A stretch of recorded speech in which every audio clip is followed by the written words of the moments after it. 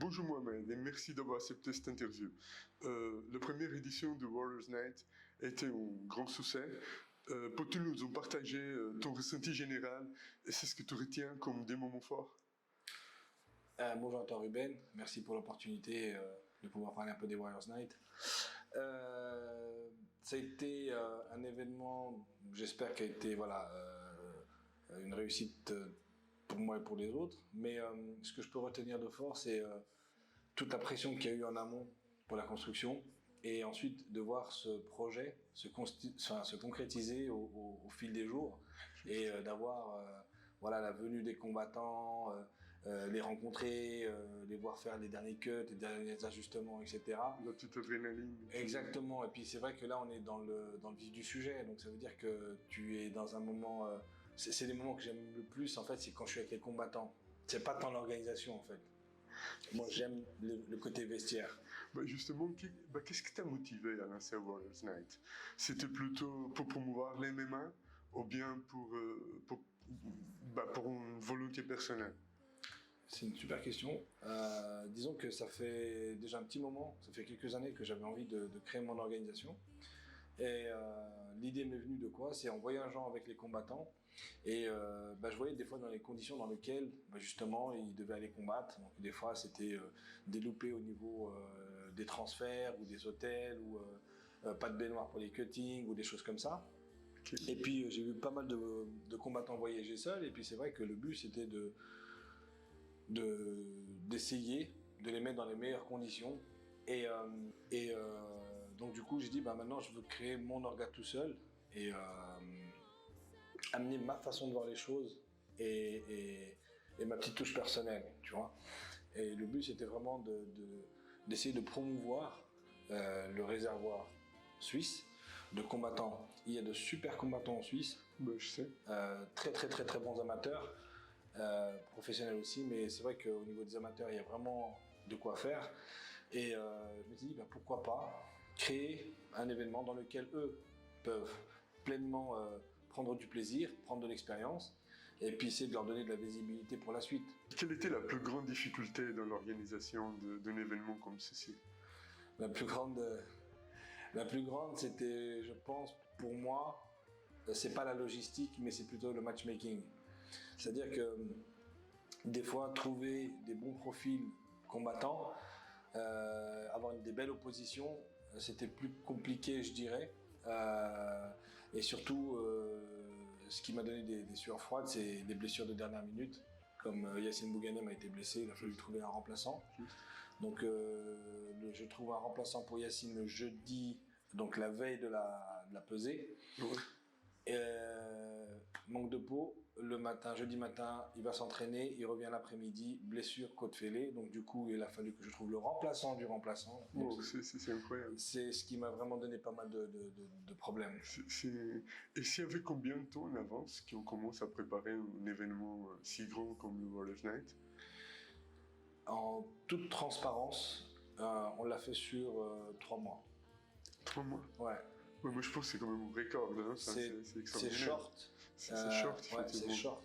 Mais ce qui a été le plus compliqué, c'est pas tant la mise en place, ni, comme je disais, le côté logistique et la structure ou les combattants, c'est pas ça le plus compliqué. Ce qui a été pour moi, là où le bas a blessé, c'était surtout au niveau de la communication. Tu vois, j'ai mis beaucoup d'argent sur la communication, notamment sur la radio, des choses comme ça, qui n'ont pas été très bénéfiques et qui n'ont pas donné assez d'ampleur. Donc on a même des gens sur Genève qui n'étaient pas au courant de l'événement. Est-ce qu'on apprend avec ces erreurs pour les prochaines éditions? J'espère bien, parce que c'est des erreurs qu'on paye cher, quoi.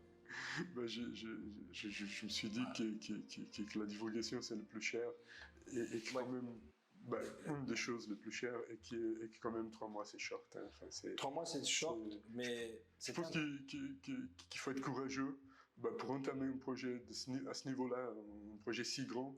En 3 mois, il faut vraiment avoir envie et être courageux parce que c'est quand même court. L'envie, je l'avais. L'amour du sport, je l'ai. Et franchement, j'aime le relationnel avec les humains. Et en fait, moi, j'aime, franchement, si on regarde plus, je passais plus de temps avec les combattants qu'à faire autre chose. Et moi, c'est ce que j'aime. J'aime être dans le vestiaire, j'aime voir les combattants s'ils sont bien, etc. Et en fait, c'est surtout pour ça que j'ai lancé les Warriors Night. C'est pour mettre les combattants dans les meilleures conditions. La preuve en est, c'est qu'on fait combattre les amateurs dans le même format, je dirais, que les professionnels. Donc, ça veut dire qu'on les a mis bien, conférences de presse, etc. Donc, tu vois, et j'ai voulu vraiment leur dire, voilà, les gars, il y a de belles perspectives. Allez-y, faut foncer, quoi. Et franchement, j'ai pas été déçu parce qu'ils se sont donnés à 200% dans le jeu. Bah, quand on commence à planifier, bah, quelles sont les étapes clés de la planification? Les étapes clés, ce que j'aimerais moi, à mon modeste niveau, hein, parce que j'ai fait qu'une édition, j'aimerais en faire plusieurs, mais la clé, je pense que ce serait bien que les organes ne se marchent pas trop dessus. Le plus dur, bah, tu vois, je prépare l'année prochaine là, je voulais en faire en décembre, c'est un peu compliqué au niveau des dates, surtout au niveau des places, avec l'aréna, etc. Donc du coup, j'ai dû reporter à février, et là on est en train de voir si c'est fin février. Je pense qu'on va faire vraiment fin février. Pour la bonne et simple raison, c'est que j'essaie de regarder qu'est-ce que les autres organisations ont déjà posé comme planning. D'accord. J'essaie de vraiment de donner du choix aussi aux gens. Si maintenant j'ai le choix d'aller là ou là, c'est compliqué. Si on arrive à voir des dates où on ne se chevauche pas trop dessus, pour moi, c'est la première chose que je regarde. Bah, concernant le défi logistique, le plus complexe bah, que toi ou à faire, c'était quoi là? Logistique. Bah, pour être transparent avec toi, Ruben, c'est que j'ai fait cet événement tout seul, en fait. Je l'ai monté tout seul. Donc, ça veut dire que j'avais personne pour m'aider à faire un mail ou envoyer un contrat à un combattant ou réserver les billets d'avion, réserver l'hôtel, aller négocier les tarifs de l'hôtel ou aller négocier les limousines, tu sais, pour aller le chercher, etc. à l'aéroport. Donc, ce qui a été dur pour moi, c'est voilà, d'avoir trop fait les choses par moi-même. Mais c'était important parce que je tenais vraiment à passer toutes les étapes, à me casser les dents sur beaucoup de choses, mais qui m'ont permis aujourd'hui de faire un cahier des charges et de me dire voilà, pour tel secteur, on a besoin de tant de temps. Pour tel secteur, on a besoin de tant de temps, et je connais toutes les process et toutes les étapes. Oui, justement, c'était ma prochaine question. Est-ce que tu as tiré des leçons? Oui, bien sûr, tu tires des leçons, et surtout, quand ça marche, c'est bien. Tu vois pas forcément, mais quand ça capote, bah tu dis ok, ça, il faut vraiment que je le note pour moi, parce que ça va me servir pour les prochaines. Mais effectivement, je te félicite, c'est un énorme boulot, je suis en train de découvrir ça, et franchement, c'est extraordinaire ce que tu as fait. Donc, j'aimerais continuer, et là, je vais t'en parler un peu de l'aspect financier. Est-ce que tu peux nous en parler un peu sur les coûts associés à l'organisation d'un événement comme Warriors Night? Bien sûr, les coûts sont quand même relativement onéreux, parce qu'il est clair que si tu veux un bel endroit, ça se paye. Si tu veux avoir des beaux combattants, ça se paye. Rien sur rien. Si tu veux qu'ils prennent du plaisir et respecter les combattants, tu dois les mettre dans des bonnes conditions. Donc ça veut dire que tout a un prix. C'est vrai qu'on aurait pu trouver des logements, j'ai trouvé des hôtels bien, mais pas comme j'aurais aimé. Je me suis mis à la place des combattants. Je me dis voilà, moi j'arrive, il me reste 2-3 kilos à perdre, ou 4. Ça dépend desquels. Mais voilà, et j'aimerais être dans de bonnes conditions pour les perdre. Donc il a fallu trouver un endroit alliant et surtout regroupant le côté perte de poids, donc cutting, donc c'est-à-dire salle de sport, etc. Récupération avec les baignoires et même pour la perte de poids. Donc il a fallu vraiment combiner un petit peu tout ça. Juste, et comment est-ce qu'on gère l'équilibre financier tout en offrant un spectacle de qualité? C'est une... Tu sais, il y a le bilan prévisionnel, il y a les prévisions et il y a le réel. J'avais un prévisionnel bien carré. Donc j'avais mon ami Lionel, on avait fait les choses bien, tout carré, lui il est comptable. Donc du coup, tu sais, côté très suisse et valaisan, donc hyper carré, hyper structuré. Et puis t'as moi qui arrive derrière et je mets coup de pied dedans. Puis en fait c'est, non, je vais faire comme ça, c'est mieux. Puis non, ça... Puis il me dit, mais Momo, le budget tu l'as explosé. Alors oui, c'est vrai. Quand on veut faire les choses bien, ça a un prix. D'accord. Et les Warriors Night, je voulais que ce soit une réussite, la première édition. Pourquoi? Parce que tu n'as pas le droit à l'erreur, c'est ta première édition. Les gens t'attendent au tournant.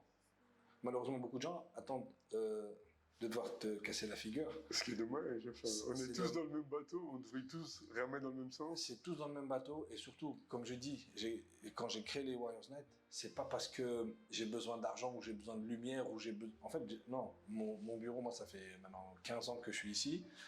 Tout va bien. J'ai pas de. Voilà. Je fais ça parce que c'est l'amour du sport et en fait, c'est un nouveau challenge, tu vois. Et puis, ben, encore concernant cela, ben, qui finance les voyages des combattants? Comment ça se passe? Alors, la vérité, c'est que moi, j'ai pris de mes fonds personnels déjà. Donc, j'ai mis beaucoup d'argent de ma poche. J'ai trouvé un partenaire financier. Donc, du coup, le but, moi, je suis transparent. Le but, c'est de te dire, voilà, je fais cette édition-là. Sur les bénéfices, tu récupères ton argent. Voilà, moi, je veux devoir de l'argent à personne. Okay. Donc, la première édition est toujours un risque. Lorsque je suis allé taper à la porte des sponsors, beaucoup m'ont dit oui, super, super, on t'accompagne. Et puis, plus l'échéance approche et plus les gens commencent à faire machin, ils me disent ouais, alors tu sais, on va peut-être pas associer notre image au MMA. Ou alors fais cette première édition. Et puis, après la première édition, eh ben, on verra comment ça se passe. Donc, en fait, personne n'a voulu prendre de risque. Et du coup, je dis quoi? Soit j'arrête à la première complication, soit je passe cette barrière et je vais de l'avant. Donc, du coup, ouais, c'est vrai qu'on a mis de l'argent dedans, c'est clair. Et ça, j'en suis transparent. Hein. J'ai pas gagné d'argent, j'en ai même perdu sur cette première édition. Mais pour moi, c'était plus, je dirais, il fallait taper un coup fort pour dire voilà, à Genève, en Suisse, maintenant on va avoir une organisation qui va bien s'occuper de vous, les combattants. Donc, c'est une forme de publicité que j'ai payée, si tu veux, entre guillemets. Je comprends. Avant de récolter, il faut que tu sèmes. Il faut se mettre. Donc, du coup, bien évidemment, il y a du travail en amont. Je compte pas les heures que j'ai travaillé pour tout, parce que tu vois, quand tu gères. Voilà, quand tu dois gérer les autorisations administratives, quand tu dois gérer les contrats avec l'Arena, quand tu dois gérer les contrats avec les hôtels, les combattants, vérifier à ce qu'ils aient tous leurs examens médicaux, les billets de train, enfin tout ça, les prestataires, les sons, lumière, la cage. Le traiteur, enfin tous ces corps de métier-là, il fallait les coordonner. Et voilà, j'ai passé énormément d'heures dessus. Donc du coup, c'est un investissement physique, financier, moral aussi, parce que des fois, voilà, à un moment, tu dors pas. Et moi, à la fin, je dormais plus parce que au moment où j'allais partir faire dodo, tu te réveilles, tu dis ah ouais mais ça j'ai pas pensé à ça. Donc tu te lèves, tu réécris tes trucs. Le stress. C'est super stressant, mais tu vois, pour moi c'était génial parce que j'ai vécu quelque chose d'extraordinaire et t'as envie de revivre. Ouais, j'ai envie de revivre. Et surtout, ce que j'ai adoré, c'est les moments où tu vois, tu vas, t'accueilles les combattants, tu parles avec eux, tu échanges avec eux. Et puis, sincèrement, quand les mecs ils ont combattu, et puis tu reçois des messages derrière, ouais, c'était super, merci, tu t'es super bien occupé de nous et tout. Je me dis ouais, c'est cool. Ça, franchement, ça valait tout le travail qui a été fait en amont. Ouais. Ouais, la reconnaissance, c'est toujours très agréable.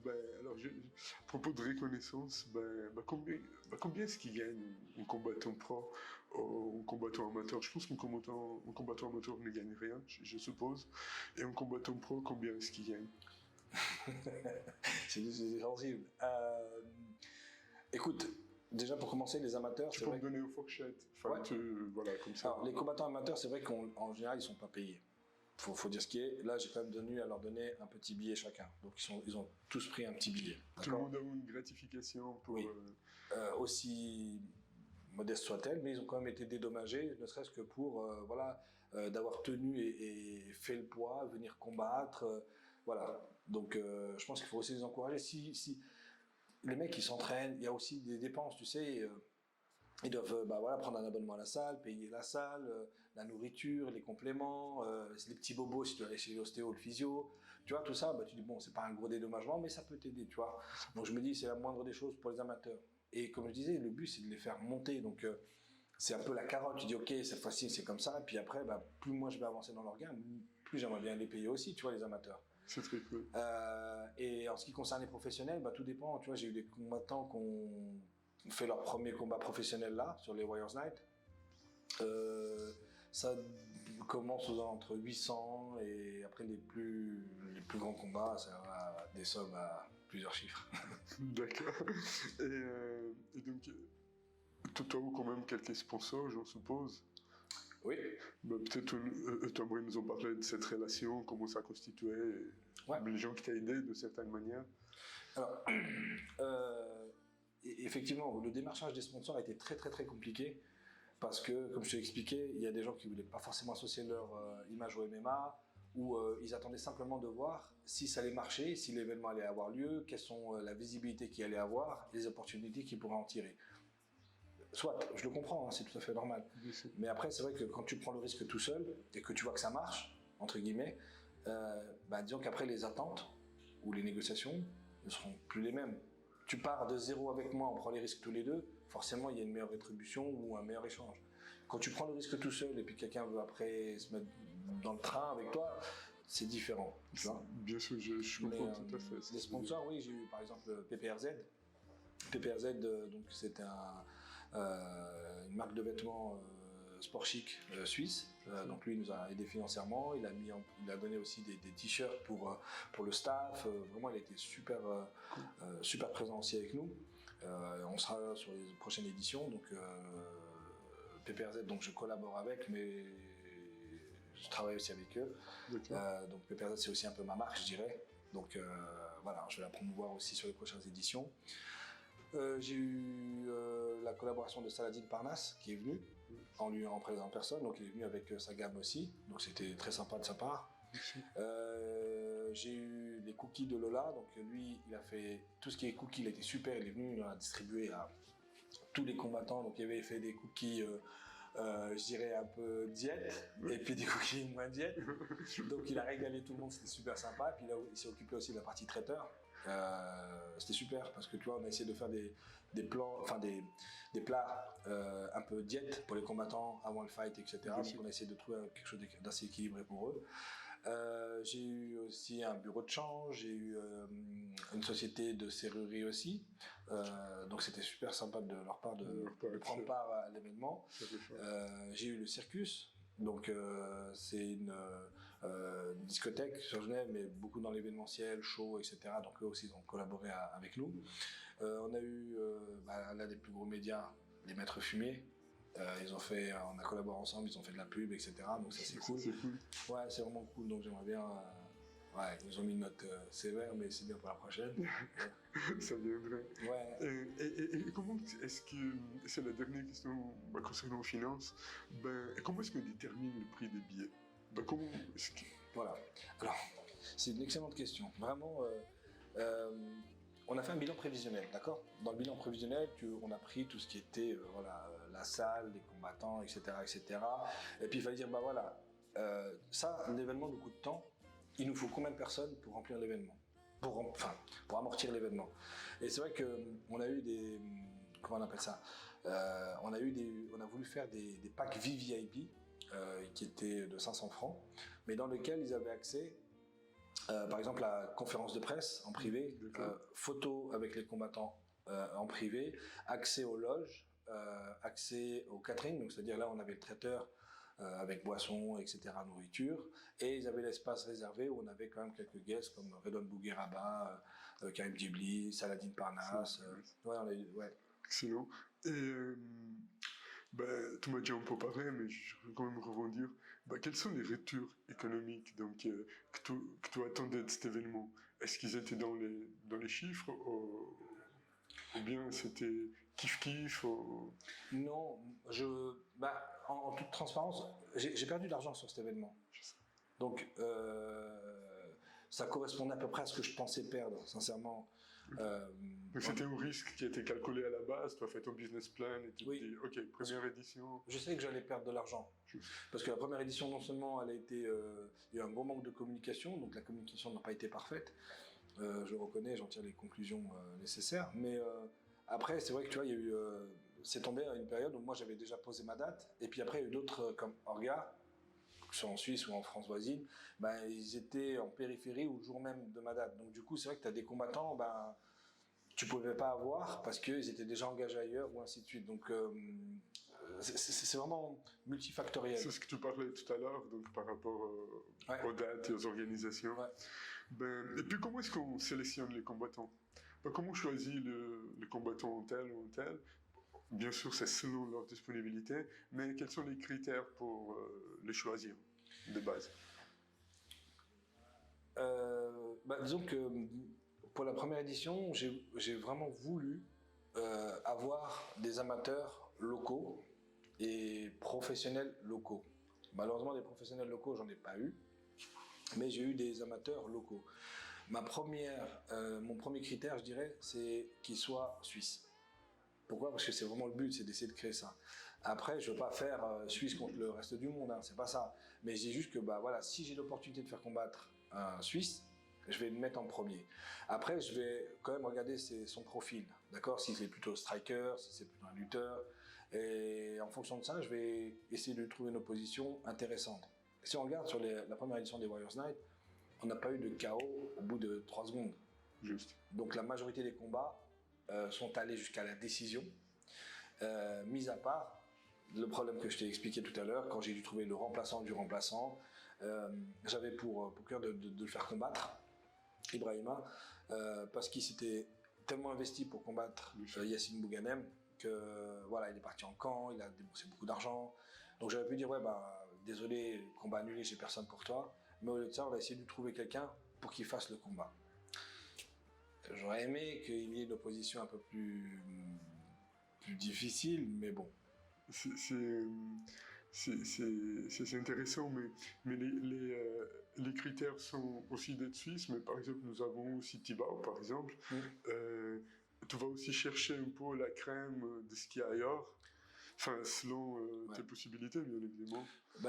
C'est clair, parce que les gens aujourd'hui, quand j'ai mis Thibaut sur l'affiche, il a moins fait parler que lorsque j'ai mis Yassine Bouganem. Tu vois? Thibaut, il est vraiment connu par les puristes. Les vrais gens du MMA connaissent Thibaut. Et Thibaut, j'ai rencontré dans un camp, on est parti faire un camp en Allemagne, et puis j'ai rencontré là, on a super bien sympathisé, et puis de fil en aiguille, voilà, je l'ai fait venir en Suisse, il est venu donner un séminaire, etc. etc. Et lorsque j'ai cette idée, j'ai dit ok, je lance les Warriors Night, j'ai dit écoute Thibaut, ça te dirait de combattre en Suisse? Il me dit ok, let's go. Il est partant, hein. Et voilà, moi, il est tellement gentil. Ouais, il est gentil, puis c'est quand même, voilà, pour moi, c'est l'un des meilleurs combattants qu'il y a eu à l'UFC. Il est encore d'actualité, puis il est encore bon. C'est le seul combattant que j'ai vu, effectivement, qui fait face à Khabib, même plus que McGregor, à mon avis. Ah oui. Après, oui. Les opinions sont partagées. Je partage le tien. Donc, est-ce que les combattants ont-ils des demandes spécifiques, parfois, des petites caprices, on va dire comme ça? Est-ce qu'ils ont? Non, franchement, non. Tu sais, je veux dire, en toute honnêteté, quand j'ai dit on fait cet événement-là, on le fait en Suisse, etc., j'ai vraiment voulu les mettre dans les meilleures conditions. C'est-à-dire, franchement, on leur a pris un hôtel 4 étoiles, baignoire pour chacun, ils étaient aux petits soins, petit sauna là-haut avec salle de sport. Vraiment, on les a mis bien. Alors, on a envoyé des limousines les chercher à l'aéroport. Tu vois, vraiment, on a fait les choses bien. Ouais, j'ai une petite pensée à des combattants, je vais pas le citer, mais voilà, ils voulaient absolument être dans le coin rouge et pas dans le coin bleu. Je dis, c'est juste parce que c'est une question d'organisation avec la team. Donc, toi, tu es avec la team, ils sont en bleu. Donc, je me dis, si vous voulez, je vous regroupe. Non, moi, je vais être dans le coin rouge. Donc, ouais, c'est des petits détails. Ouais, c'est des petits, voilà, côté un peu, voilà, je sais pas si c'est de la superstition ou autre, mais. Mais c'est cool, ça, c'est ce petit détail qui amène un peu de challenge dernière minute. Ouais, c'est drôle. Comment est-ce que, dans l'événement en soi, comment est-ce que vous gérez la sécurité des combattants, des spectateurs pendant l'événement et est-ce que vous prenez des mesures spécifiques? Parce que j'ai vu qu'il y avait la sécurité de Warriors Night plus la sécurité d'une société de sécurité qui était, je pense, obligée d'être là selon la loi, j'imagine. Ouais. Alors, quand tu as des gros invités, enfin des guests, tu dois faire vraiment attention. Tu vois, on avait par exemple Redan Bougueraba qui engendre beaucoup d'attroupements, voilà, Sadine Parnasse aussi. Donc voilà. Après, c'est clair qu'au niveau sécurité, l'Arena nous impose une équipe. Donc on a pris une société, Vision Sécurité, pour tout ce qui était accès, contrôle, etc. Donc l'équipe que tu as vue, Warriors Night, c'est des bénévoles que j'avais en plus. Ils sont un peu costauds, mais C'est devenu- voilà. Et ils m'aidaient surtout aussi à tout ce qui est placement, gestion, flux. Ouais.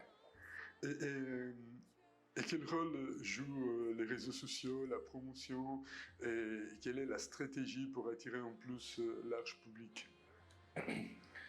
Déjà, quand tu fais un événement où c'est entre guillemets safe, c'est bien, ça attire du monde. Tu sais, pour moi, le plus grand plaisir que j'ai eu à un moment dans l'événement, le soir de l'événement, c'était, je me suis retourné comme ça, j'ai regardé dans les gradins, et puis j'ai vu vraiment de tout. J'ai vu des jeunes, des moins jeunes, j'ai vu des groupes de filles qui venaient entre copines, j'ai vu des couples, j'ai vu des gens qui sont venus avec leurs enfants, et je me dis, quand on arrive à voir tout ça dans un endroit où il y a du fight, entre guillemets, c'est que les gens sont quand même bien et pensent être quand même bien encadrés et bien entourés. Donc pour moi, ça c'était... Sinon, la question que tout le monde se pose, c'est quand le prochain Warriors Night? Est-ce qu'il y a une date? La date, alors j'avais mis l'option à l'Arena le 8 février, D'accord. d'accord. Et là, je suis en train de décaler parce que j'ai certains combattants que j'aimerais avoir. Et en fait, il faudrait que je décale de quelques semaines. Donc je suis en pleine négociation avec l'Arena pour faire ça fin février. Ben justement, à propos des combattants que tu aimerais avoir, ben nous on aimerait savoir s'il y a des noms pour le prochain événement. Oui, bon, il y en a un qui sera là forcément, donc il n'a pas pu combattre, c'est Yacine Bouganem. Oh, Donc excellent, lui il va combattre. on se réjouit. Ouais, lui vraiment. Puis je l'ai vu, en ce moment-là, il est chaud. Donc ouais. Donc lui, je me réjouis de le voir vraiment combattre. Trop hâte. Donc Yacine Bouganem va combattre. Après, je suis en pleine discussion avec un des combattants de la team de Khabib. Ok, excellent. Ben, si t'as des nouvelles, tu m'appelles. Hein. On a plein de discussions, mais après, ce qui est cool, c'est que tu vois, j'ai d'excellents combattants aussi suisses, de très bons clubs, tu vois. Donc je vais aller regarder un peu ce qui se passe dans les clubs. Ben, comment est-ce que tu vois que Warriors Night contribue à promouvoir les MMA en Suisse? Ouais, bah déjà, tu vois, le MMA, quand tu parles de MMA, et c'est les premiers murs que j'ai pris en pleine face, c'était lorsqu'on dit, ouais, le MMA, c'est un sport, voilà, un peu de rue, tu vois, ils associent ça à la violence, etc. Mais en fait, j'aimerais juste que les gens viennent dire, ok, c'est un sport de combat, il y a des règles, c'est encadré, c'est légiféré. Et c'est tellement technique. C'est tellement technique parce que... C'est pointu et les gens ne se rendent compte même Voilà, pas. parce que quand tu prends, par exemple, un combat de boxe thaï, c'est vraiment de la boxe thaï pure. Tu prends de la boxe anglaise, c'est de la boxe anglaise pure. Mais le MMA, c'est un mélange de tous les arts. Et donc, du coup, c'est vrai que c'est beaucoup plus intense, je dirais, entre guillemets. Mais voilà, c'est démocratiser ça. Ensuite, comment le Warriors Night, en fait, j'ai envie de dire, c'est presque les gens qui vont faire vivre Warriors Night. Parce qu'en fait, une orga sans combattant ou sans spectateur, il n'y a rien du tout. Donc, je pense que, tu vois, tu choisis les combattants avec... je dirais un bon mindset, des bonnes perspectives d'avenir, et puis même les clubs, tu vois, quand j'ai tourné dans Genève, on a assez de clubs en Suisse, la mentalité est bonne, tu vois, c'est des petites guéguerres super intéressantes et qui restent vraiment bon enfant, donc du coup quand je tourne dans les clubs, j'ai beaucoup de plaisir à aller voir les jeunes combattants, et puis je pense que voilà, c'est vraiment eux qui vont donner une belle image à Warriors Night. Est-ce que tu as déjà passé par la tête de créer une Warriors Night dans un autre pays également? Un pas après l'autre. Mais Oui. ça a déjà tapé. Ouais. J'ai vu dans tes yeux. Hein. Et au fond, comment est-ce que tu vois dans les prochaines années évoluer le Warriors Night en Suisse, en tout cas? Tu sais, je vais te faire une confidence, Ruben. Il y a encore quelques mois de ça, on me traitait d'arriviste et de mec qui n'y connaît absolument rien. Et j'ai dit ok, c'est cool. Donc on m'a un peu mis de côté, autant par le côté coach, parce qu'à la base je suis préparateur physique, donc j'ai eu pas mal de combattants. On m'a surtout mis à l'écart du fait que j'avais pris des combattants en management, etc., etc. Et puis on m'a un peu cassé du sucre sur le dos. Et après je dis bah, écoute, c'est pas grave. J'ai posé toutes ces casquettes là. Je dis bah, maintenant je vais faire simplement, je vais être simplement le promoteur. Et quand je vois où est-ce qu'on m'a mis et où j'ai pu faire ma première édition,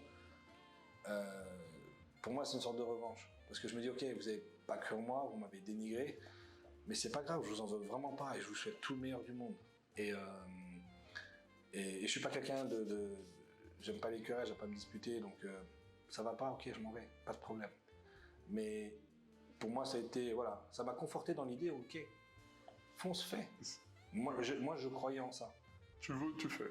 Ouais, j'ai cru en ce projet-là. On m'a dit au début, il m'a dit c'est insensé, c'est trop, tu peux pas, c'est démesuré, t'as pas les connaissances nécessaires, tu y connais rien. On m'a dit ouais, on t'a mis en lumière. Ouais. J'ai dit c'est pas grave. Okay. Donc ouais, moi, comme j'ai dit, je veux pas être dans la lumière. Moi, c'est des combattants.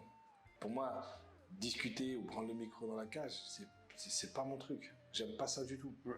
On m'a demandé de parler en conférence de presse. Pour moi, c'est un calvaire. C'est un calvaire, ouais. Non, c'est un calvaire. Je te comprends tellement bien. Qu'est-ce qui, dans la deuxième édition, nous apporte de nouveau? Est-ce qu'il y a des nouveautés par rapport à l'organisation, par rapport au système lui-même? Ouais. Alors, tu peux nous partager un petit peu, s'il te plaît? En fait, la deuxième édition, je vais essayer de sortir du côté un peu conventionnel. Je vais amener le fun, voilà, un peu d'ambiance différente. Je veux vraiment avoir des combats de qualité comme ça a toujours été fait. J'aimerais surtout collaborer avec des gens que j'apprécie beaucoup, donc j'aimerais que ça continue. Mais ce qui va donner le petit plus, c'est...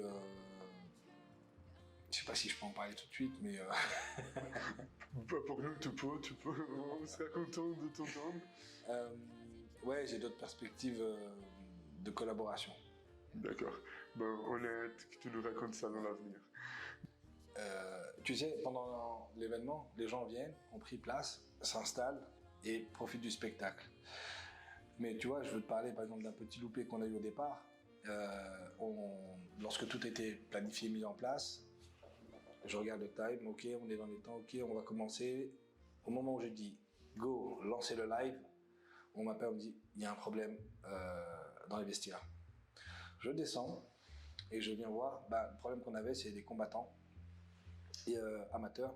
Il y avait un combattant qui voulait mettre des protections, l'autre ne voulait pas de protection, et donc du coup lui il a dit si lui les met, moi je combats pas avec. Enfin, ça a été un couac, donc j'ai perdu 10 à 15 minutes à négocier entre le point rouge et le point bleu. Au bout d'un moment j'ai dit les gars, on perd du temps, les gens sont déjà là, j'ai le live qui a démarré depuis 10 minutes, donc on doit y aller. Donc j'ai tranché et c'est protection pour tout le monde. Je dois me calquer sur la législation internationale. Donc les règles inter, c'est tout le monde avec protection. Quand on voit les championnats du monde de MMA amateurs, ils ont tous des protections. Ce que je tiens vraiment à souligner, c'est qu'il est important pour moi de travailler avec tous les clubs. D'accord ? Je veux travailler avec tous les clubs. C'est volontaire parce qu'ils font un travail énorme. Parce que tu vois, tu as les coachs qui sont là, ils entraînent, ils passent du temps avec eux. Ils font à la fois psy, ils font à la fois coach, voilà.